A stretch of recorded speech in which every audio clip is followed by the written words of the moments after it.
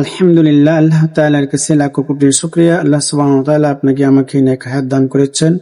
প্রিয় দর্শক, আজকে আমরা গুরুত্বপূর্ণ বিষয়ে আমরা কথা বলছি জিলহজ মাসের আমলের বিষয়ে। জিলহজ মাসের গুরুত্বপূর্ণ আমল। আজকের এই ভিডিওটি প্রথম থেকে শেষ পর্যন্ত দেখার অনুরোধ রইল। আপনি এই ভিডিওটি স্কিপ করবেন না, প্রথম থেকে সম্পূর্ণ শেষ দেখবেন।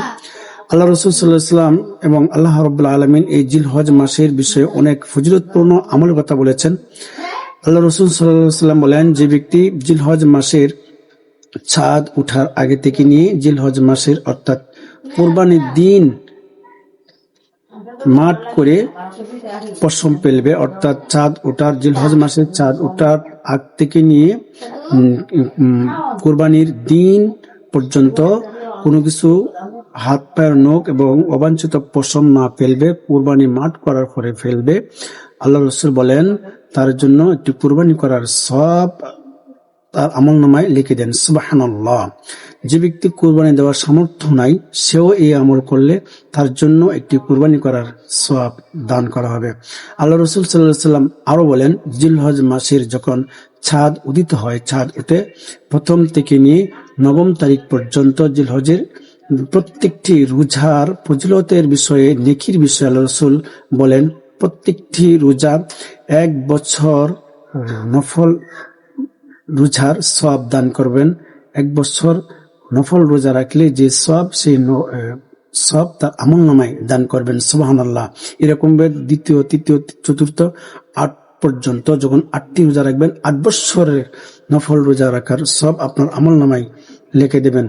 আল্লাহ রাসূল অন্য হাদিসে বলেন, যে ব্যক্তি ৯ম তারিখের রোজা, জিলহজের ঈদের আগের দিনের রোজাটি রাখবে, আরাফার দিনের রোজা, আল্লাহ রাসূল বলেন, আমি আল্লাহ তাআলার কাছে আশাবাদী যে আল্লাহ তাআলা রব্বুল আলামিন যে একটি আরাফা দিনের রোজা রাখবে, তার ১ বছরের পিছনের গুনাহ এবং ১ বছরের সামনের গুনাহ আল্লাহ পাক তার মাফ করে দেবেন। সুবহানাল্লাহ। আমরা অন্তত আরাফার দিনের যে রোজাটি, ঈদের আগের দিনের যে রোজাটি, আমরা সেটি রাখার চেষ্টা করব। আল্লাহ পাক রব্বুল আলামিনের কাছে আশা করেছেন, আল্লাহ রাসূল বলেছেন যে ১ বছরের পিছনের এবং ১ বছরের সামনের গুনাহ ক্ষমা করে দেবেন। তাহলে আসুন আমরা অন্তত এই ছোট ছোট যে আমলগুলো রয়েছে, সে আমলগুলা আমরা গুরুত্ব সহকারে আমল করি। এবং জিলহজ মাসের অনেক গুরুত্বপূর্ণ আরো আমল রয়েছে, বিস্তারিত বলার মতন সময় নেই।